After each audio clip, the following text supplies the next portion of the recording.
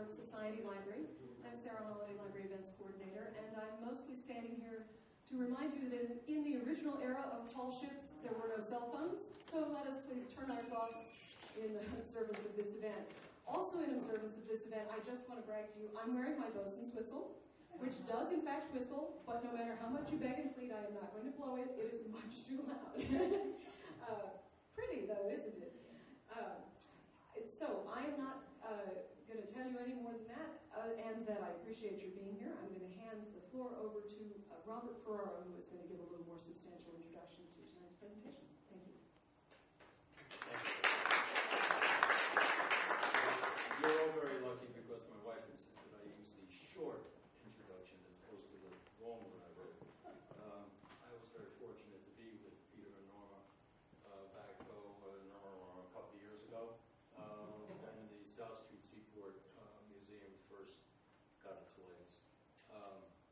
At any rate, I'm delighted to help introduce Peter and Norma to this happy institution which has been for so long central to the intellectual and creative life of the city. In their book, they tell the story of how they created the South Street Seaport in a one-time neglected and raffish corner of New York, and how the seaport and its ships became and remain an iconic symbol of the city. Even those now publicly warring over the future of South Street agree that the seaport is indeed a seminal part of our history and of the downtown economy, and needs to survive as a living testament to the city's maritime past.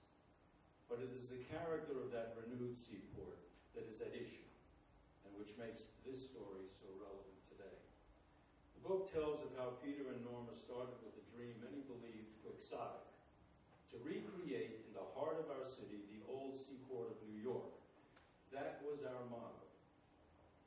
And then the story goes on to how they developed the tools to make that dream reality. That is how they were eventually able to forge a consensus among the corporate, real estate, political, and popular leadership of the city. As the book's subtitle says, How New Yorkers Came Together to Save the City's Sailing Ship Waterfront. Very much an organization of and by the people. South Street, once known around the world as the Street of Ships, was in the 60s both a neglected corner and superb and supremely precious. From the beginning, the Seaport plan was to take advantage of that precious location.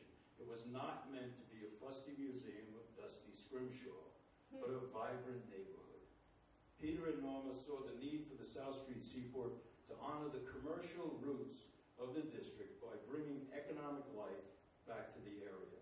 They were talking about an economic as well as cultural revitalization, and as Peter will tell you, it actually worked once. At the heart of the South Street story is the old port and the schooners and tall ships that brought it to life. With those ships came bustling commerce, new ideas, new people, and new vitality.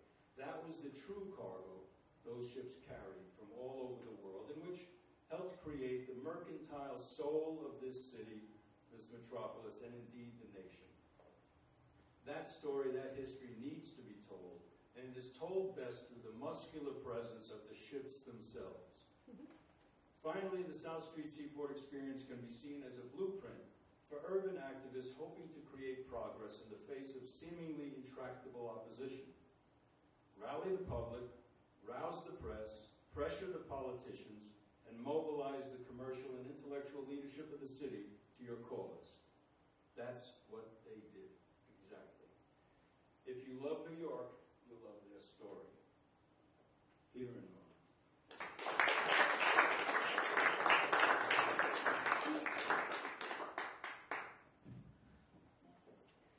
You know, it's always difficult to say where something begins because there are many roots, particularly in a project like this, where he says, where a friend Bob says that we did this, we did that. Well, being Norma and me, well, a lot of other people, thousands of other people made it work, and one always has to be conscious of that. Anyway, our starting point was a Sunday afternoon walk, a very dangerous practice in New York. You never know what you're going to end up with. And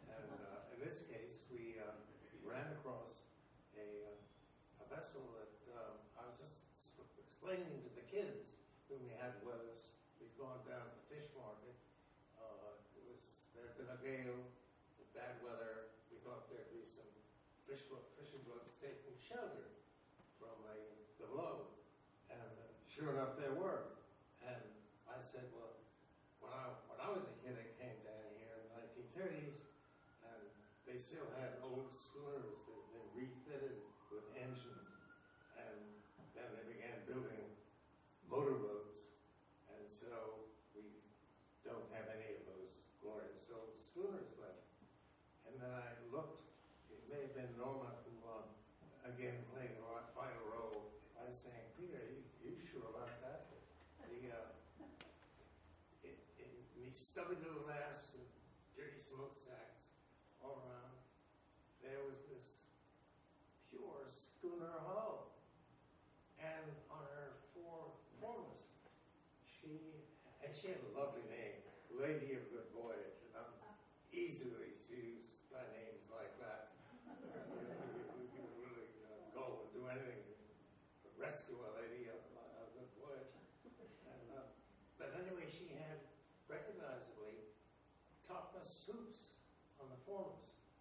That meant she'd been built to travel fast under sail, not under power.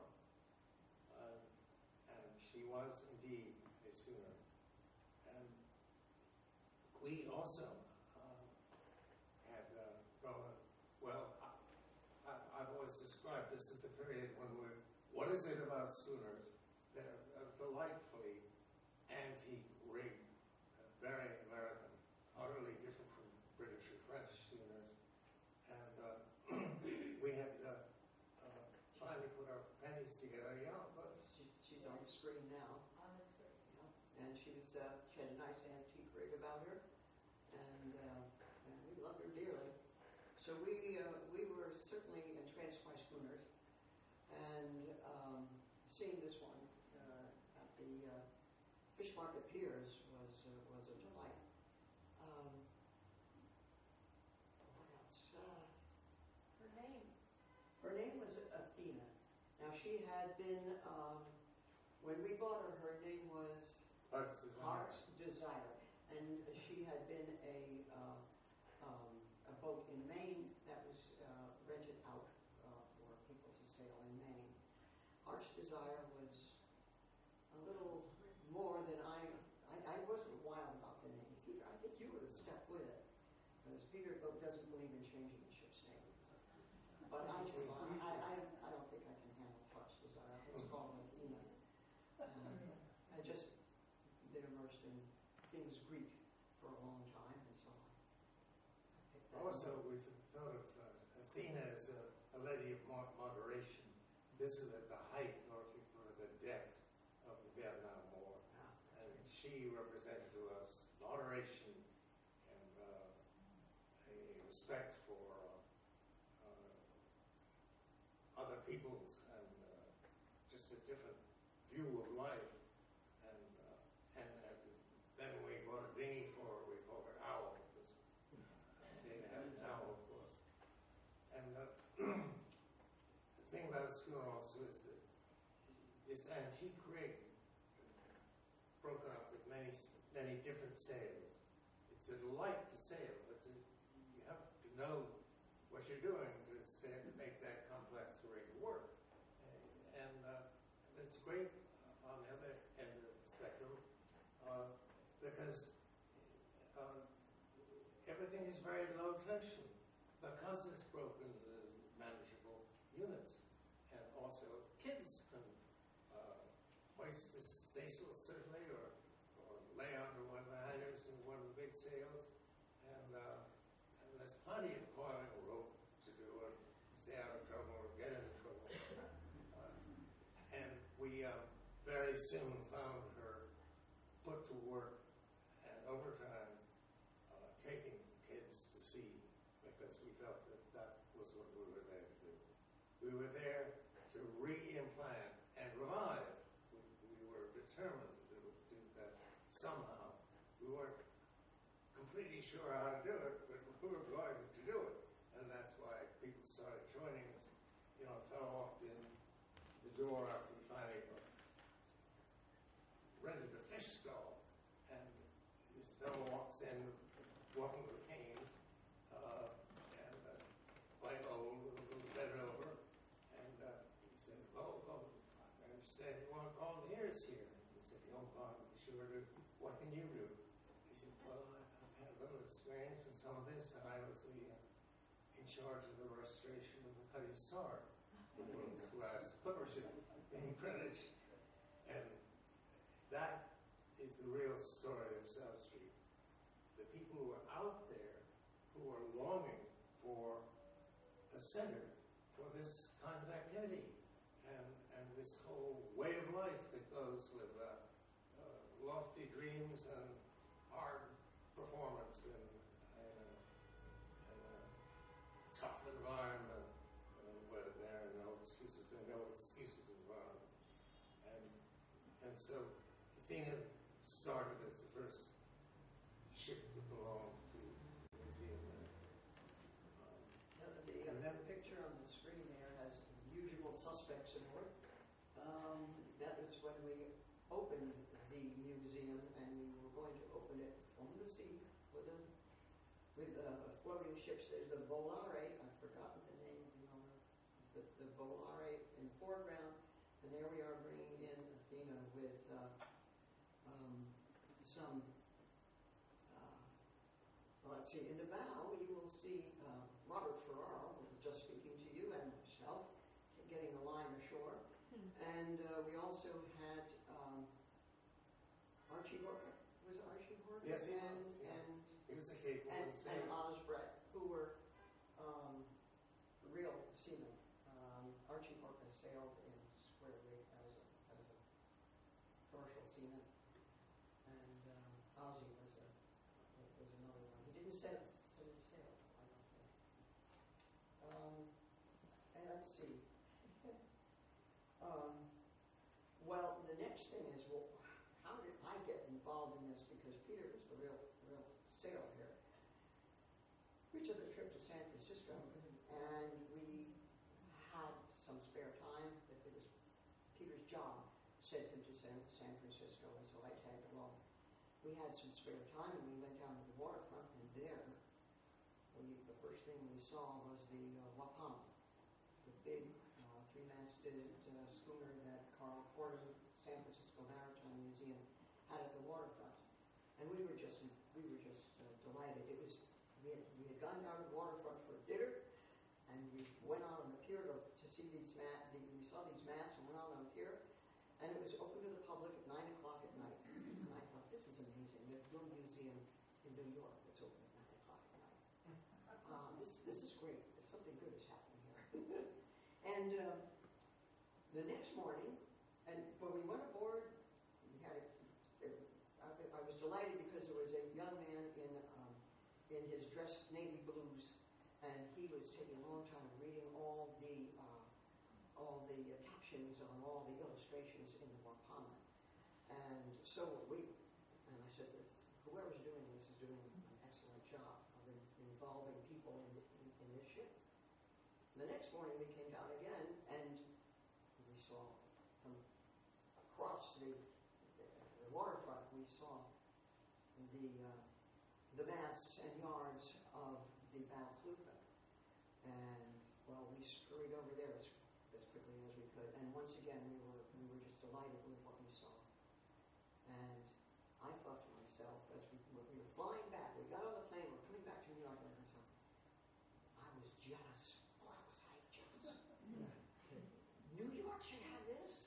Why don't we have something like this? New York's the greatest city in the world. Should have a maritime museum. And it seemed a good idea at the time. That's how I got seriously involved. Well, and we didn't know who had been responsible for this wonderful urban center. There was nothing like it really in the world. It was missing. We knew well, but this was the heart of the city, and not only the figurehead on the Balclutha had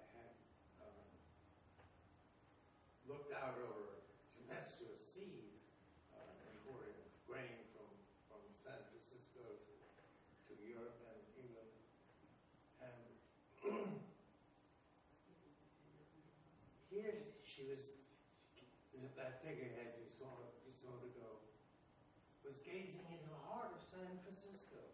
And I was up early one morning and came down and I found a woman, a young woman, wheeling her baby carriage under that figurehead's gaze. And so I didn't want to seem to hit on her in any way, but I said, why do you come here? And she said, oh, I think this is a wonderful place to be. Just look at that. Look at that ship. And look at that wonderful figurehead. And that's got to generate the kind of atmosphere that's going to be very good for my daughter, Anna. And I was sold. That was easy. And then directly, there we are. That festival, just looking right at this busy, distracted city. It just, it took both of us. We really argued we argued a lot. Going back to the city, the whole trip we were discussing, we've got to get a ship like that. Well, guess what happened? The fellow who had gotten that ship, a very opinionated, strong-minded, tough Cape Horn sailor. This Cape Horn keeps coming up in all our stories because that was the acid test for the sailing ship. It's the world's the toughest corner of the ocean world. And this ship that's been around the Cape Horn is Cape Horner. And a man that's been around under sailing is a Cape Horner. And this Cape Horner, Carl Porter, Joan here got to know him quite well. I don't think she's the person. She said there was something she was saying about another person on the board. But anyway, he went over from just having gotten that ship from San Francisco to getting this big ship that we have now in South Street. And we're struggling, really. We in the National Maritime Historical Society, Norma and I are not connected to South Street anymore, except that we know a lot of people there, hang out now and then, do a little volunteer work. But it was Carl who found her, and in the Riachuelo, and one of the reasons she lasted, she was dismasted in 1910 in the Cape Horn gale. I mean, that makes her very historic. There's a piece of history, if you will. And he, Carl, just persuaded our board of trustees that we were going to get a ship. That's the first thing we're going to do. And then the second thing, and I often sort of thank God about this, somebody had the sense to say, I've got a second motion. I've forgotten who it was on the board. And we'd just taken this resolute thing. We were going to get this ship that Carl had sold us on. I've got to say about her, in the Riachuelo, which is a kind of run down, my kind of place, real kind of rented. But the river people, they didn't call her ponton barge. They called her El Gran Verano. I think means the great sailing ship. And when we told the harbor artist, Kikila Martin, a wonderful man, that we were going to take the ship away and put her in New York, those Irish stood up and clapped his hands. Good, she'll be saved. You know, around here they just let her go. And that'll be it. But anyway, but the second resolution was that we thank the volunteers. At this point we had 1,000 active volunteers.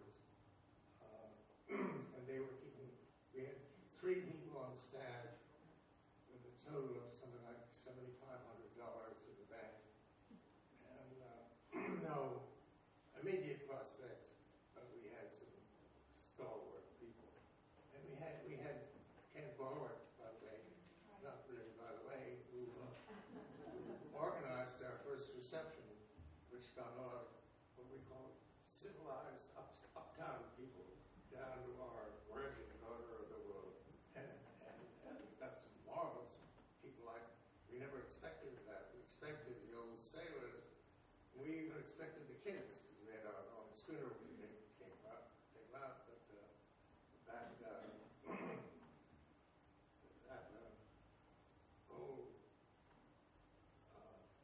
educated, whatever you want to call it, the rest of New York, proved very susceptible. They were very susceptible because we knew we could get one great advantage that recent management in South Street never mastered.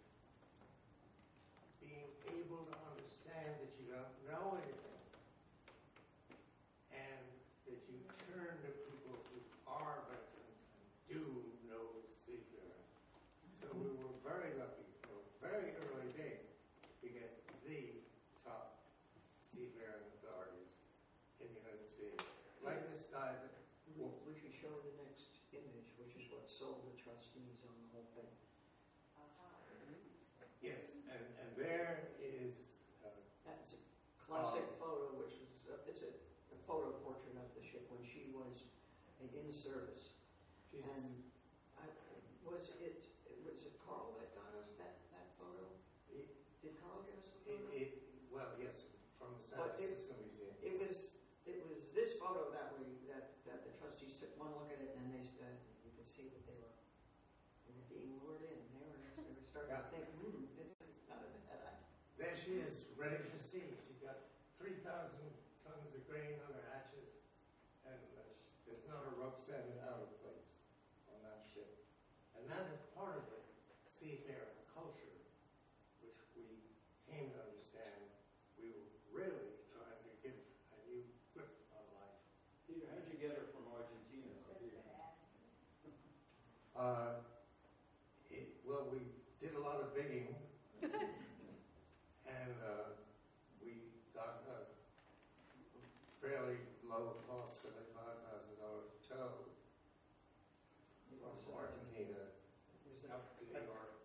It was a Dutch. And with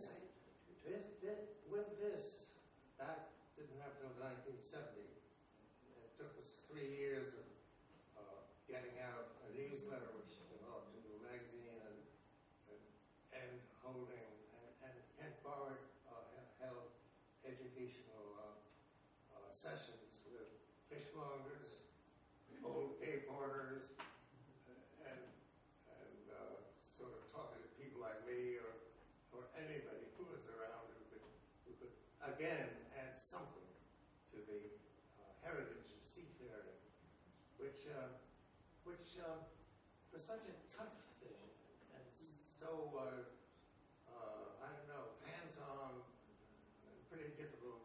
It's not a plaything.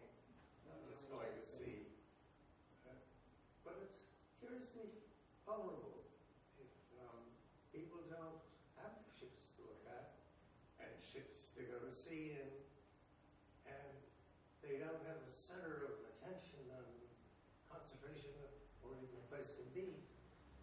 The heritage vanishes. It goes unless you come to a library like this. And to bring it to life, that second motion was to thank the volunteers, 1,000 volunteers who had started an ongoing conversation of many voices, and it was a contradiction that we worried about was that Robert Albion, Samuel Eliot Morrison, these are top-ranked historians, Alan Villiers. and George Bass, the founder of the Institute of Archaeology. They were not distressed at being thrown in with a lot of ignorant people like us, and like most New Yorkers were they rejoiced in it because that meant they had an audience. And really, and that wouldn't have worked except that these people knew the subject, gave it an enormous life. And the accomplishment of those early years, in which Jonah, let's say, also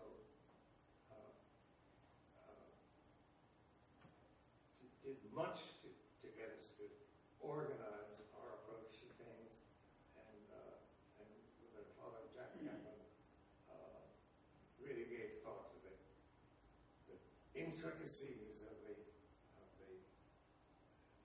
sale of air rights over some of the land we ought to get, and other things that simply brought enormous depth and practicality to the growth of the institution. It had to grow up to its job. And that one advantage we had was that we knew we didn't really know much about it. We were just like the unwashed people. We were there to get the message. And that was a good thing. I think we should point out that this image is years further on in the story, but it does show. Now this is Operation Sail, and many of the vessels there were just there for that occasion. But it does show the waiver tree next to. Let's see, on the other side of the pier is one of our schooners, and the waiver tree is next to the. That's the Peking next to the waiver tree, and then over across the pier is the Sir Winston Churchill, manned by an all-girl crew. And that strange stacked thing behind the Winston Churchill was a vessel that was brought in so that we could have events on the pier. So weddings, meetings, people would rent it, and it helped monetarily with our finances. Trying to see what else we got there. Oh, and then they were going to scrap that little ferry boat, and we thought, well, there used to be a ferry running between here and Brooklyn, and it would make a great school. One of our early and very, very active members, Dick Rat, worked for Boogie Magazine and was, a really fervent member of the museum. And he thought that it would make a lot of sense to get kids who had just finished the drug treatment program that was being used in New York, to give them something, a hands-on thing to learn, and why not teach them how to rebuild marine engines, and especially outboard motors, because there was a lack of those things, the people with those skills, in the local marinas, and it worked beautifully well. So that was another aspect of the Seaport Museum, bringing people into the museum that would otherwise maybe never get there. And helping these kids was, just fantastic thing to do. It was great to watch them learn and grow. And they all had to go out on the schooner. What was the name of the schooner? The metal hull schooner. Pioneer. The Pioneer. Yeah. They all had to go out on the Pioneer and sail and learn how to set sail and handle the schooner. Well, some of that, this is a case of young people hungry for the cultural experience of discipline. Because the boat don't move if you don't follow the line. And if you don't follow, I'm sorry, orders to do that. And the experiences aboard the Pioneer went through this. They became a prized asset on the market because they couldn't get people from Harvard or some other high-class place that understood orders, and why your mates, shipmates, would be the ones who really disciplined you. God, now if you do your share, we're all going to end up with no supper here. You know? And it, believe me, we wrote a book about it, and Terry Walker sailed the Pioneer in when the fellow who owned her died, a very good man, in an industrial accident. And she said that, what was it, Kay? Beautiful things of life. Pioneer. Pioneer is a beautiful necessity of life. Beautiful necessity. Yes, a beautiful necessity of life. Now we're getting very close to the seafaring culture I'm talking about.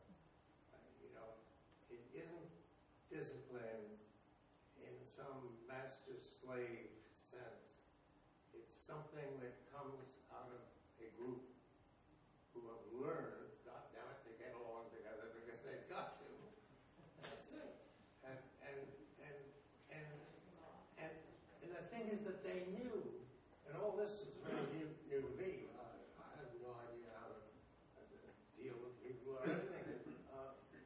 But it worked, and it worked differently each time.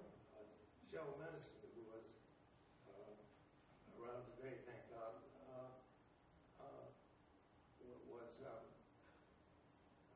also wrote about some of that. We wanted to write a whole book. Peter, we have to move on because we have to do time. We have to look at time. Yes. We've got the people on the screen now. Yes. And so we've mentioned Carl Porter. He's the fellow standing in the middle Carl was driven by he had a passion for sailing ships. And he not only helped us, he helped many others with working for the Maritime Heritage. And Carl is in the middle. He coming to visit, and that's Prince Philip on the right. And he was coming to New York, if I'm not mistaken, right, Peter? And yes. we sent him a telegram. Yeah. Well, Norma and I had most of our shows begin with Norma and me. This is individuals that were the individuals that we know about. But there are other people of which we've done complete biographies that are in the book. The only biography of Carl Porter is in the book. Because it is this business of individuals who don't lose their individuality, they use it, and it's part of what they're contributing to the whole. And anyway, we knew that Phil was coming in, and I had met him once or twice because of another organization. And the silly fellows are in the book, which is competitive with our books, so I shouldn't say bad things about it. But he recorded that meeting in a flippant way. Oh, we're going to get royalty involved. You crazy fools. We had an argument with Philip. Philip said, and with considerable authority, he's not a fly-by-night. He was head of the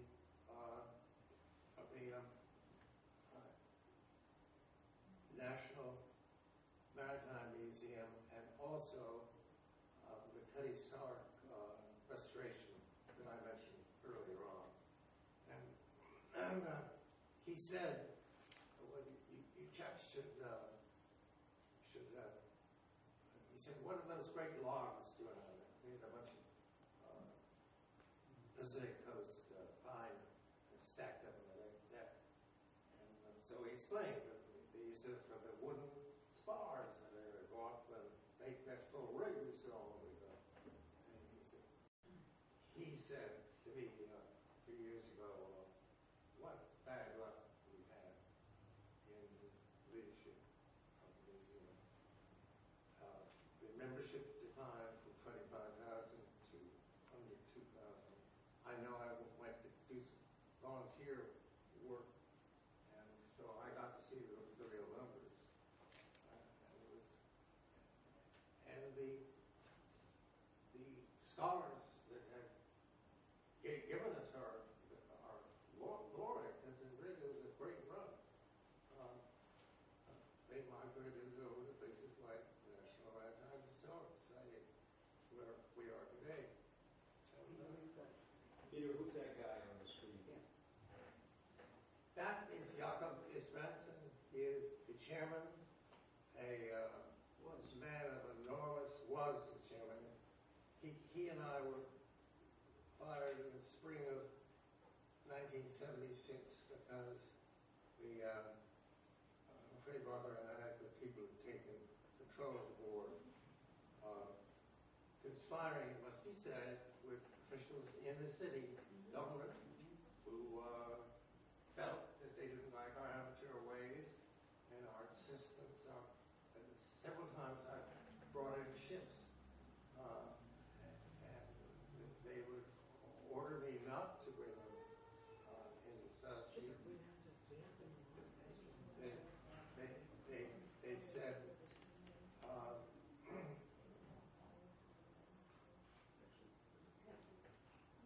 They said, they've got to go to the west side, then they can see Charles Square. But they don't want to see ships, they want to be part of this maritime culture thing. So I had to go through this ridiculous act of calling up the press and saying, I will take the first line when the Eagle, going to the federal government, comes in, I will take that line, and so you put me in jail. And of course they would do it. And then when the Libertar, beautiful, great ship, worthy of our name, came in, and that we had gotten to know those people very well because they worked on the Waver Street there. That's where we found the Waver Street. Well, I got a marvelous telegram from the captain of the telecom Peter, at 7:30. Yes, over. Yes. I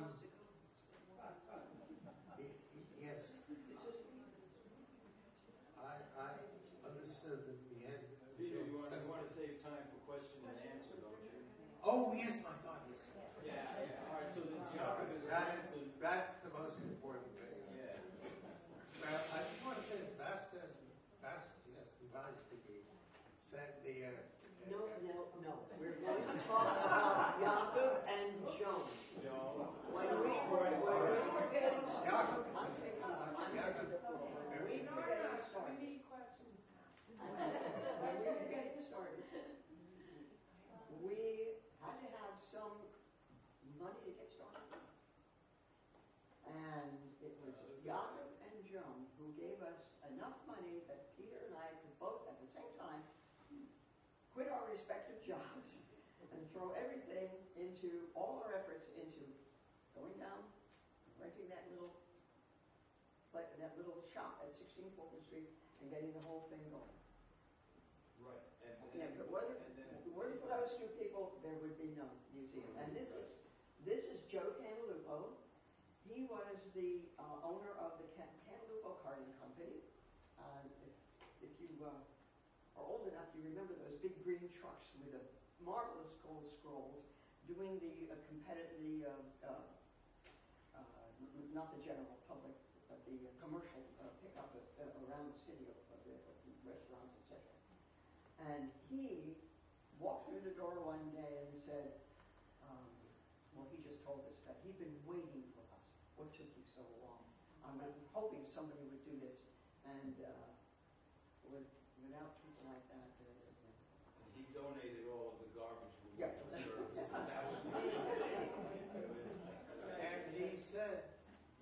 other museums are for people.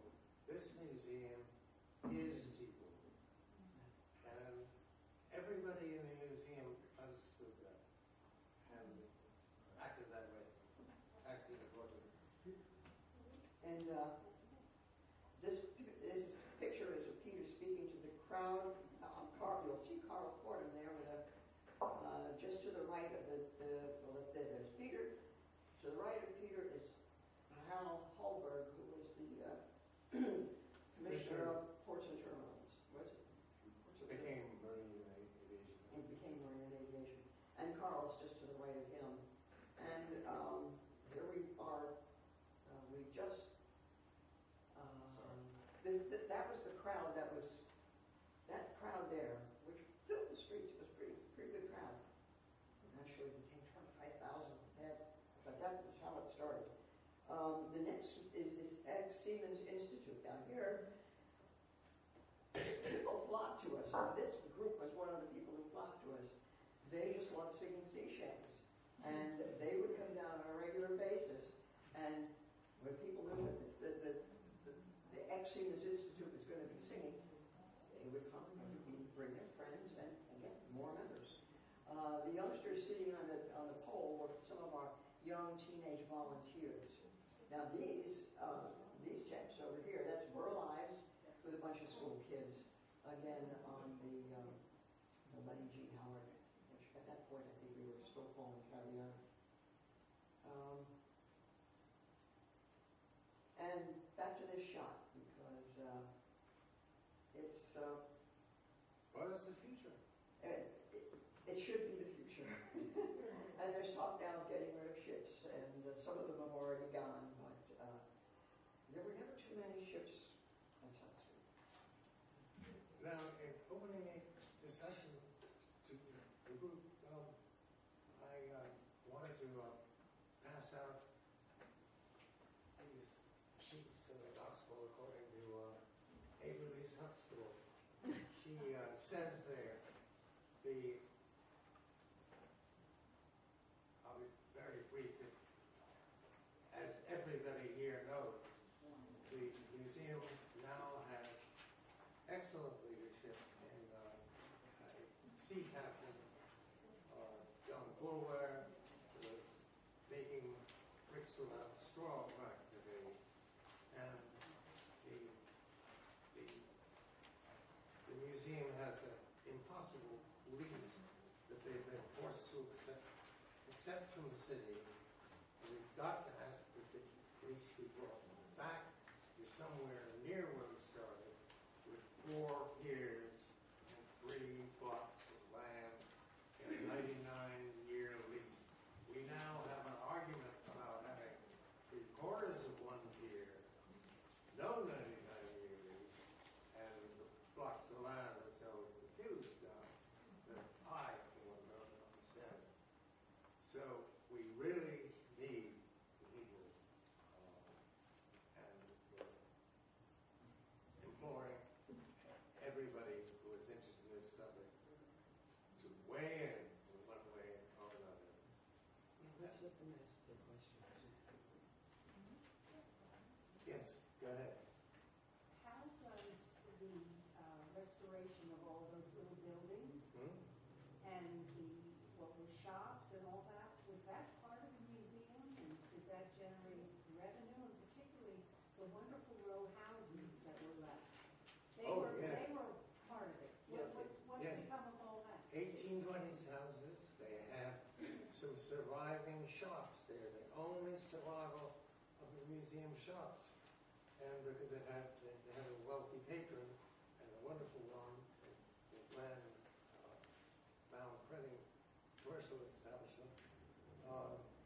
So it's a printing shop, and we just lost a wood carver who had a one-man shop who died just a few days ago. He'll be tremendously missed, but he left his smile behind him, he left his traditions, and that's the good stuff. The bad stuff is the dead Chinese bodies brought in as a shocking exhibit, and the I don't know, the noisy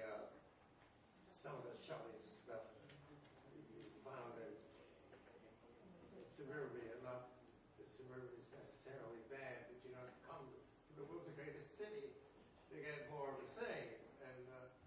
And these things must change.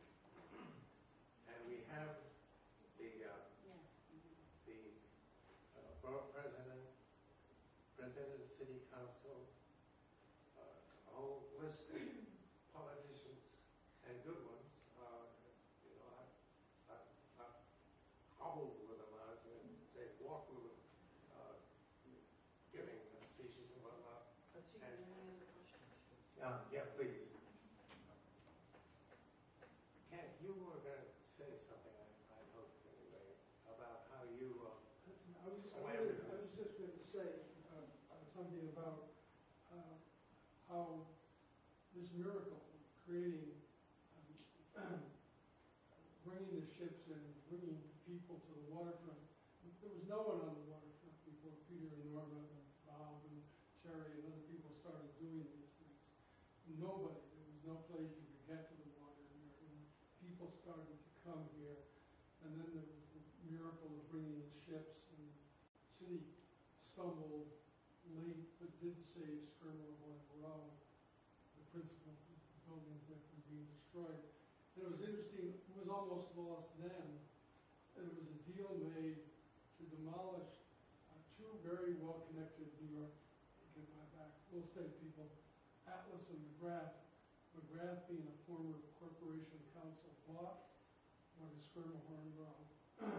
And they were fighting the designation of the building as a landmark, and the smart money said that they would win. Developers always won. This is way back in the beginning of the Lindsay administration. Nobody ever heard of a time when a developer didn't win a battle like this, particularly a developer as well connected as John McGrath and Saul Atlas.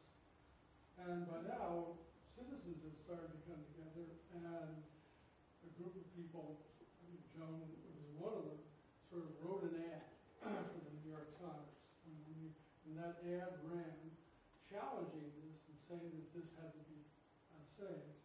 And lo and behold, it did. The Board of Estimate voted that ancient form of government, which wasn't so bad. Each county was represented. And not just because of A. Louise Huxtable in the New York Times, but because citizens in Staten Island, Queens, and Brooklyn had gone to their borough president and said, this is important to us too. And I wanted, in the guise of asking a question, to say this, because the seaport is now astoundingly, despite all its successes and all it's done for young people in New York, and all it's done to be really the first instance of reconnecting New York with its waterfront, is threatened all over again. And as usual, the villain is not terrible developers, but it's been the city of New York from the very beginning that never clearly grasped what this could be and what it would take to do it. But even when it was all happening, the city insisted, all happening, that is, the blocks were saved, the air rights were being transferred. The city insisted at that time, this will never work unless we get a big developer. And we got Rouse to come in. And Rouse was the best of the big developers probably in America to do the big festival marketplace thing. And that failed. And then after Rouse failed, another company called General Growth failed.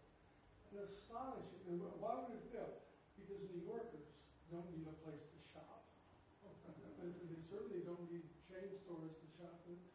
But notwithstanding those two major failures, the city is now committed to an unproven Texas developer called Howard Hughes, and to not just to take over the seaport, but to build right here.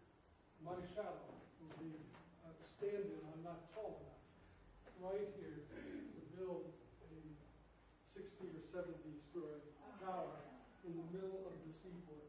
And the city of New York so far had this an incredible thing. In addition to exploiting the historic district, the city, when this was named an historic District years ago left out their own property. This property was right there. It's where the so-called New Market building is. And that's where their city is proposing to create a tower. And the city and the developer are pushing the Seaport Museum, which has no trustees. The city controls who's on the board now. It has 3 trustees, all of whom are city employees. So this young captain, who's doing a valiant job trying to save the ships, the bowler that Peter mentioned, he's negotiating all alone. There are no Jacobus Bransons or John Davidsons on his board to try to be a force for them.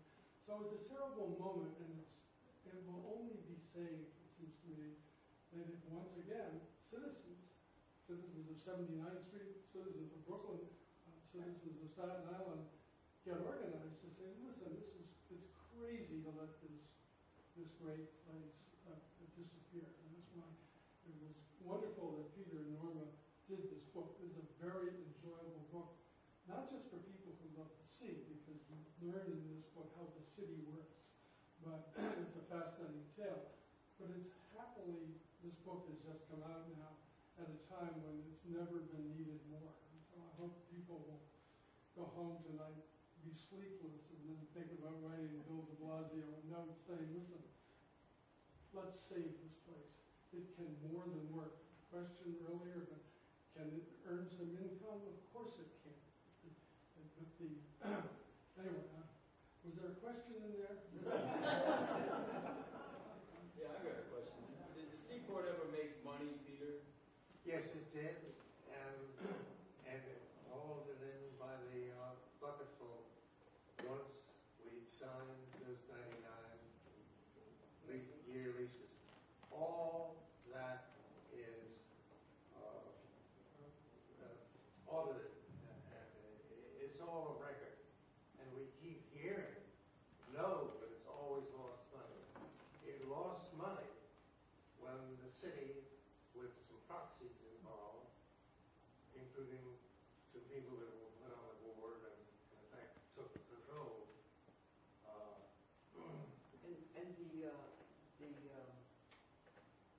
The proof is in the back of the book. There are appendices in the back of the book, and some of the appendices show the audited reports from the Seaport showing that it was doing well. And it made money in a sense that it performed, and people gave money and sponsored things. That was the whole secret. And when you saw Prince Philip there, as a noticeable person, that was the National Maritime Historical Society, because the management, I'm afraid, at that time, without going into names and all that tiresome stuff, was not equal to the task. And when we sent Frolis telegram to Philip, he showed up, and that brought in a number of people who signed checks, and the checks were good. Remind us of how many members there were. 25,000. That's larger than the membership at that time of any museum in the city. Wow. At that time, it certainly was. I don't know what the Met now has. It was even more than Mystic. Mystic was at 11,000. The Met was about 10,000. Then. Thank you so much. There are some handouts